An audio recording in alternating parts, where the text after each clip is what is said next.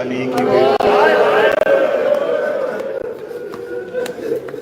بالکل مصائب کے لمحے انشاءاللہ رات 9 بجے اور نخلا ہوٹل میں مجلس ہوگی، وہاں فضائل بھی پڑھا جائے گا، مسائل بھی پڑھا جائے گا 9 بجے ٹھیک انشاءاللہ۔ پھر مجلس کے بعد ماتنداری زندگی سے نہیں ہوگی۔ آج کا دن کل انشاءاللہ کراؤن پیلس ہوٹل میں جناب سید ذریت عمران شاہ صاحب کا جہاں کارواں مقیم ہے وہاں مجلس ہوگی۔ آج 9 بجے نخلا ہوٹل میں مجلس ہوگی، 11 بجے ناصر بخاری صاحب کی ماتنداری کا اہتمام مولا امیر المومنین کی تحدیث میں کیا۔ کل 10 بجے کربلا میں بیٹوں کو بابے کا پرسہ دیا جائے گا۔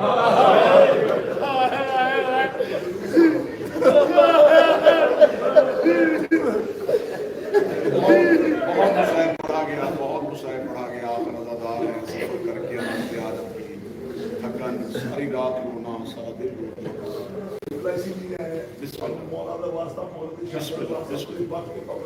بسم اللہ۔ آج کا پورا دن امیر المومنین نے کیسے گزارا بس پڑھوں۔ زخمی امیر، یہ جو دن کا وقت ہے نا 20 رمضان کا دن، حذیفہ یمانی کہتا ہے کہ میں علی سے ملنے کے لیے گھر گیا، امیر المومنین بیٹوں کے درمیان بیٹھے ہوئے تھے، میں حذیفہ کی روایت پڑھنے لگا ہوں۔ حذیفہ کہتا ہے میں نے علی کے سر پہ سبز پارچہ دیکھا، ایک سبز کپڑا جس سے علی کا زخمی سر باندھا ہوا تھا۔ حذیفہ کہتا اس سبز کپڑے میں کہیں کہیں لہو کے دھبے نظر آ رہے ہیں۔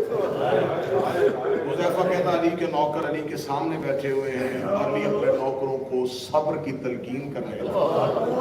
علی دیکھ کے کہہ رہے تھے دیکھو میرے بات صبر کرنا، جیسے علی نے صبر کیا میں تمہیں صبر کی تلقین دیتا ہوں، میرے بعد میری ولایت پہ قائم رہنا۔ حذیفہ کہتا ہے دوستوں سے ملاقات ہو گئی، اب امیر المومنین نے بیٹوں کو بٹھایا، بیٹوں کو بٹھانے کے بعد امیر المومنین نے اپنی اولاد کو جو پہلی وصیت کی، اس پہلی وصیت میں تمہاری آئے نکلے گی۔ علی رو کے بیٹوں اور بیٹیوں کے درمیان بیٹھ کے کہتے ہیں یاد رکھنا یہ مدینہ نہیں یہ کوفہ۔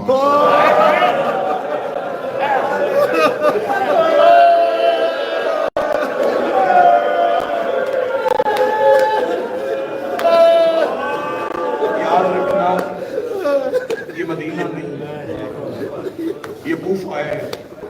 امیر المومنین نے فرمایا تم علی کے بیٹے ہو، زمانہ تمہیں گلیوں میں روتے ہوئے نہ دیکھے، جتنا رونا گھر بہنوں کے قریب بیٹھ کے رونا۔ علی نے بیٹیوں کی طرف زخمی سر اٹھا کے کہا تم ماں کے جنازے پہ جی بھر کے رو نہیں سکی تھی،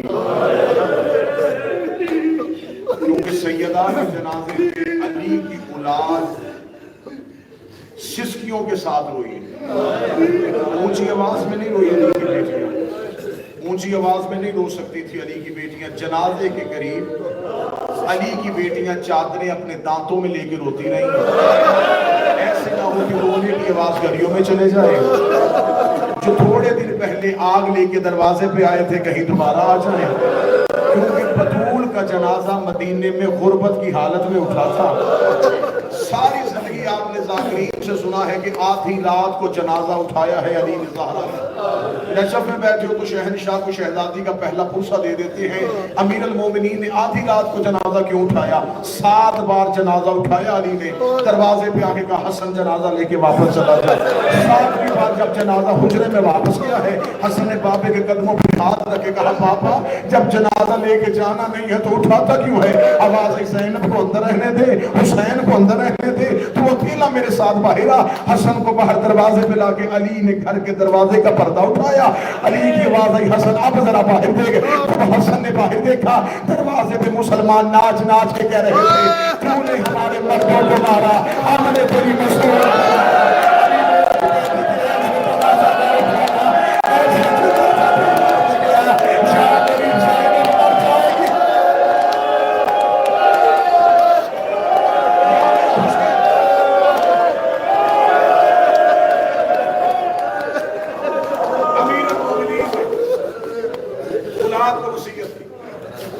بیٹوں کو صبر کی وصیت، بیٹیوں کو صبر کی وصیت۔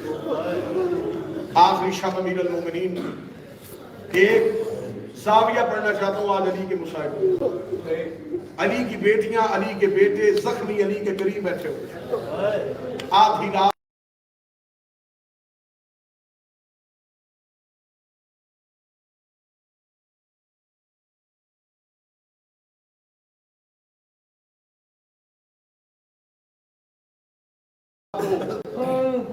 علی کے گھر میں بیٹیوں کے رونے کی آواز، بیٹوں کی سسکیوں کی آواز، یا دو پرچھائیاں نظر آئیں، ایک مرد کا سایہ ایک عورت کا سایہ جو حجرے کے اندر نہیں تھا، یہ پرچھائی پردے میں نظر آ رہی تھی۔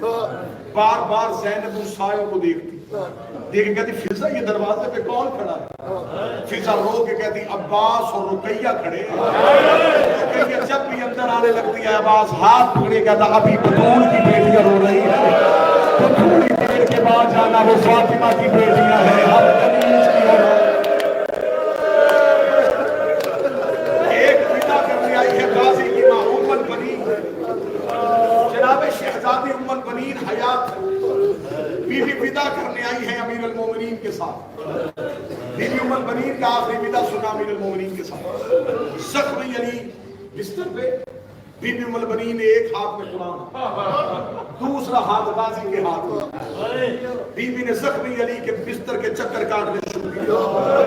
زخمی علی کی آنکھیں کھلی، آواز آئی ام البنین کیا کر رہی ہے؟ رو کے کہتی مولا غازی تیرا صدقہ کر رہی ہے، مر جائے زینب کا بیٹا ہجر کی موت میرے عباس زہرا کی بیٹیوں کے پردیس میں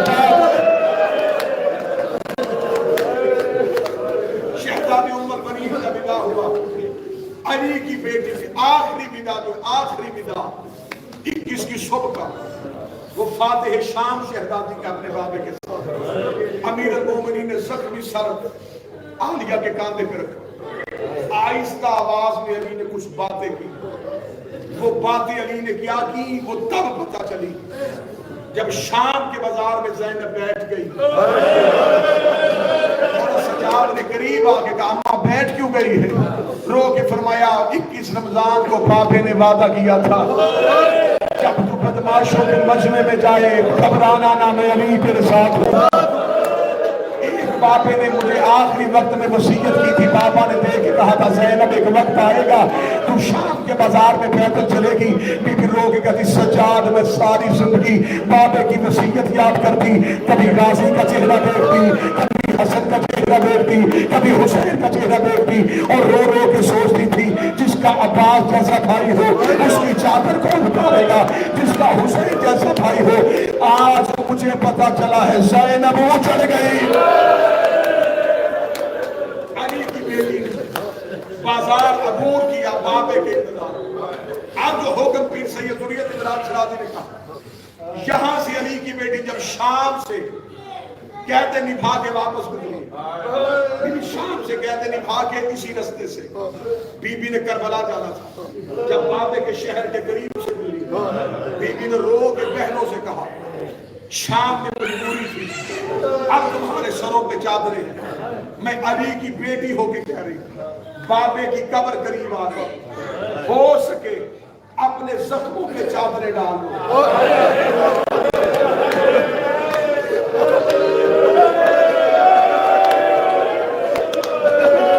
ابھی میں پڑھوں گا یہ زخم بی بی نے دکھائی کہا تھا، آواز آئی اپنے اپنے کلائیوں پہ چادریں ڈال دو، گردنوں میں چادریں، سروں میں چادریں، بابے کو زخم نہ دکھانا۔ قبر امیر المومنین کی طرف کھڑی ہو کے دونوں ہاتھ ماتھے پہ رکھ کے کہا کائنات کا مشکل کشا، نانے کا دین بچ گیا، تیری ولایت بچ گئی۔ بابا علی جو وعدہ میں نے کیا تھا 21 رمضان کی صبح، وہ وعدہ پورا ہو گیا۔ آپ نے آخری وصیت میں کہا تھا میری دو چیزیں ادھوری رہ گئی، ایک خطبہ شخصیت، ایک میرا 19 رمضان کا سجدہ، ایک میرا سجدہ ادھورا رہ گیا، ایک میرا خطبہ ادھورا رہ گیا۔ میں نے کہا تھا یہ بیٹھے ہیں تیرے بیٹے، یہ بیٹھی ہیں تیری بیٹیاں، ایسے کر دونوں میں باندھتے۔ سجدہ لے لیا تھا حسین نے ذمہ، خطبہ لے لیا تھا میں نے ذمہ، حسین نے سجدہ مکمل کر دیا، میں نے شام میں تیرا خطبہ مکمل کر دیا، بابا تیری ولایت کو خطرہ کوئی نہیں۔ بابا زینب فاتح بن کے آئی، نجف سے آواز مرحبا علی کی بیٹی، تو نے علی کی بیٹی ہونے کا حق ادا کیا۔ یہاں سے گزر کے کربلا کے ٹیلے پہ پہنچی، جابر نے آتے ہوئے قافلے کو دیکھا، جابر کی آواز نستا تبدیل کرو، جابر آنکھوں سے نبینا تھا، پورا مضمون چھوڑو، جابر آنکھوں سے نبینا تھا، جابر کی آواز یہاں سے نستا تبدیل کرنا پڑے گا۔ مولا سجاد کی آواز ہے میری مجبوری ہے، میرے ساتھ کوئی پردہ دار ہے، پردہ دار کا نام آنا تھا، جابر دیکھے تو میں ضرور گزارتا، لیکن یہ میرا بنایا ہوا قانون نہیں، یہاں ایک شہنشاہ رہتا ہے۔ مولا سجاد کی آواز اس کا نام کیا ہے؟ جابر دیکھتا بسم اللہ الرحمن الرحیم، ابو الفضل العباس، عباس کا نام آنا تھا، پچھلے اونٹ سے علی کی بیٹی کی چیخ آئی۔ جابر پھر بتا کس کا حکم ہے؟ جابر دیکھتا بی بی عباس کا حکم ہے، بی بی رو کہتی پھر بتا تمہارا اونچی آواز میں کس کا حکم ہے؟ دیکھ کہ میرے آقا عباس کا حکم ہے، بی بی رو کہتی میرے اللہ تیرا شکر ہے، میرے بھائیوں کی نگری آباد ہو گئی، میرے بازو کے قانون بن گئے، جنہیں بغیر کفن کے چھوڑ کے آج ان کے نوکر پہلے دے رہے ہیں۔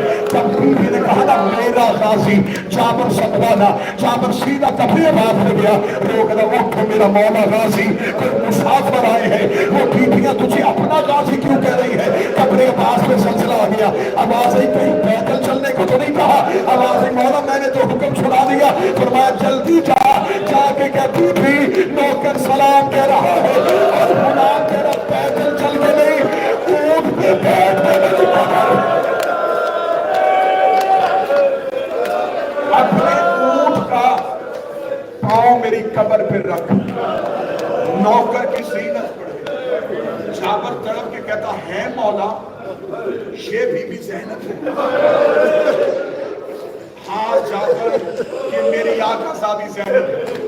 جابر قبر حسین پہ آیا، ہاتھ مار کے کہا تیرا شکریہ بطول کا بیٹا، تو نے مجھے آنکھیں نہیں دی، آج میری آنکھیں ہوتی میں علی کی بیٹی کا چہرہ دیکھ لیتا، قیامت کو بطول کو جواب کیا دیتا۔ جابر نے دونوں ہاتھ اپنی نبینا آنکھوں میں رکھے، کربلا کے ٹیلے پہ کھڑے ہو کے کہا مولا ابو الفضل عباس کہہ رہے ہیں علی کی بیٹی سے کہ اونٹ پہ بیٹھ گیا، اتنا کہنا تھا، رکھو میرے سر پہ قرآن، مجھے اس شہر کی عزت کی قسم۔ شہزادی نے اونٹ کے بیٹھنے کا انتظار نہیں کیا، اونٹ سے ایسے اٹھے جیسے گھوڑے سے آواز، اس کے کہتے نا جابر میری ساری زندگی حسرت رہی، عباس کوئی حکم کرے یہ عباس کا حکم پورا کرے، ساری زندگی کلیس کا بیٹا کہتا رہا، آج پہلی بار کہا تو پیدل چلنے کا کہا، اگر میں قاتلوں کے شہر میں پیدل چل سکتی ہوں، یہ تو میرے بھائیوں کو لگنی ہے۔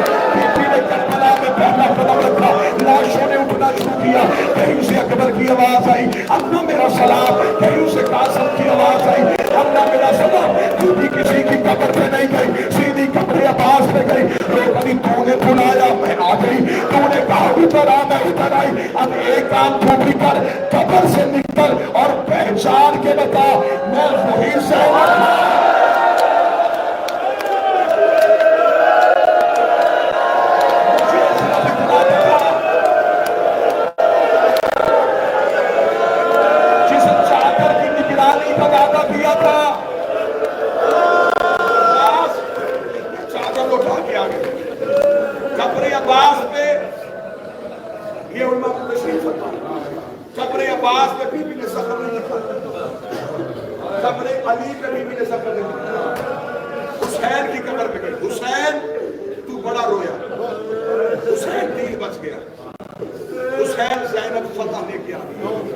یہاں سے چلتی چلتی جب مدینے پہنچی، میں قتل کبھی بھی مسائل میں نہیں پڑھتا کہ بی بی نے پوچھا یہ کون سا شہر، عالمہ غیر معلمہ، بیٹیوں سے بے کی نگری بھولتی ہے، پتہ تھا بی بی کو مدینہ، رو کہتی ہے سجاد مدینے آ گئے، ہاں مدینے آ گئے، سجاد قبر رسول، فرمایا وہ سامنے، فرمایا تو یہاں بیٹھ، میں اکیلی قبر رسول، شہزادی اکیلی قبر رسول ہے، بس بالکل منزل نہیں ہوا، میں نے زینب عالیہ کے اٹھتے ہوئے زخم دکھانے، بس زخم سننا اور مجھے اجازت دے دیں، نجف چپ رہے، کربلا چپ رہے، سامنے رسول کی قبر ہے، علامہ مدرسی نے بہار کی چوتھی جلد بی بی کا نوح तौबा लिखा है।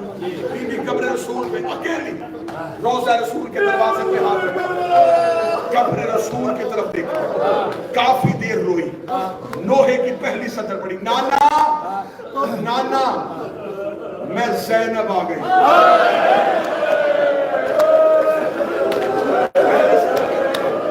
अब दूसरी सतर सुनना, नाना तीन बच गया, मैं उजड़ गई।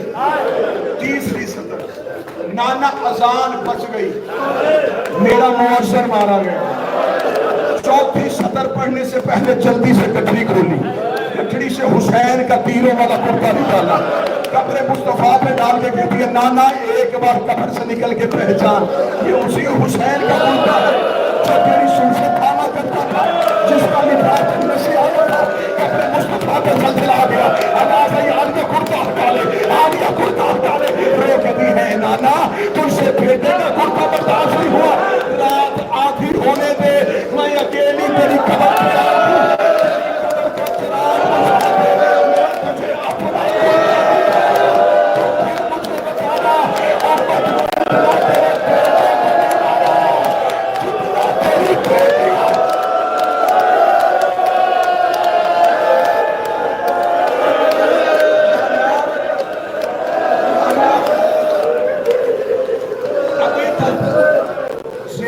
पे वापस जाओगे।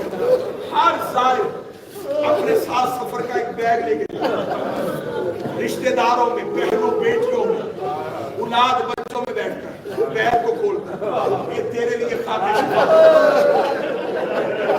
ये तेरे लिए सिलसिला, ये तेरे लिए करबला का सफर। ज़ैनब जब गई, बीबी ने मदीने जाके जब तबर्रुकात खोले, तबर्रुकात पढ़ो, गठरी खोल के दी, नाना असगर का कुर्ता, नाना ये कासिम की गठरी, उठ नाना मैं तुझे करबला के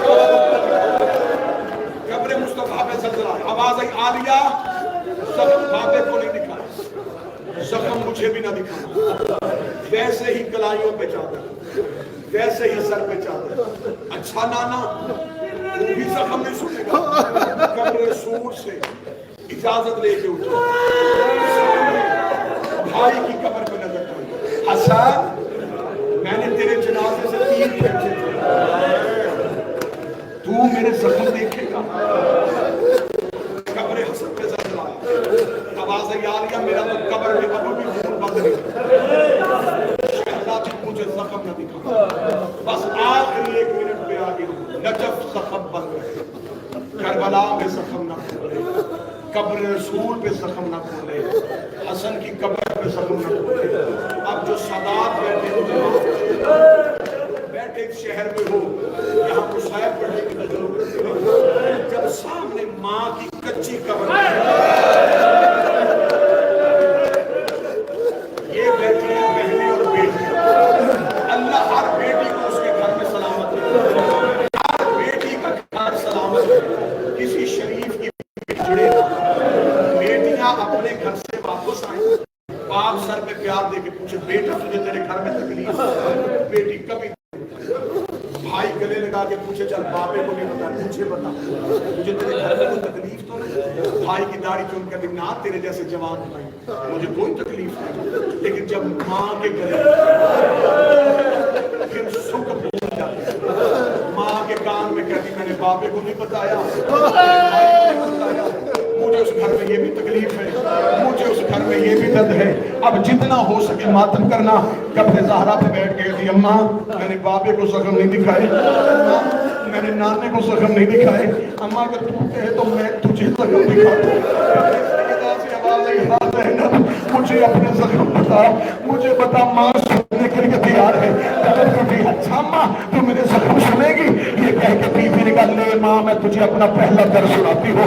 अपना मैं 28 से जब तेरी कब्र पे आई थी, मैंने तेरी कब्र पे हाथ रख के वादा किया था, मेरा कुछ बचेगा बचे, मैं तेरी नस्ल बचा के आऊंगी। हाँ ज़ैनब मुझे तेरा वादा याद है। रो कभी उठ अम्मा जरा कब्र से, मैं तुझे अपना वादा पूरा होता दिखाऊं। वो देख तेरा सजाद भी ले आई है, वो देख तेरा कातर भी ले आई है।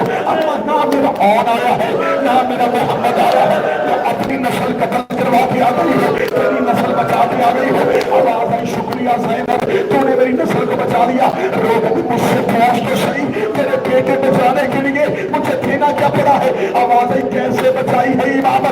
بعد جب حسین گھوڑے کی زین سے گر گیا 300 حسین کا قاتل ہاتھوں میں نیزے لے کے میرے سجاد کو قتل کرنے کے لیے میرے خیمے میں آیا. اما مائے پہ ہی تھی, عباس مر چکا تھا, ابو بچا چکا تھا, حسین گر چکا تھا, میں نے سجاد بچانا تھا. اما 300 قاتلوں کے ہجوم میں میں خیمے کے اندر گئی, میں نے سجاد کو پوچھ میں رکھا, 300 قاتل میرے پیچھے دوڑا. اما کوئی دائیں سے نیزہ مارتا, میں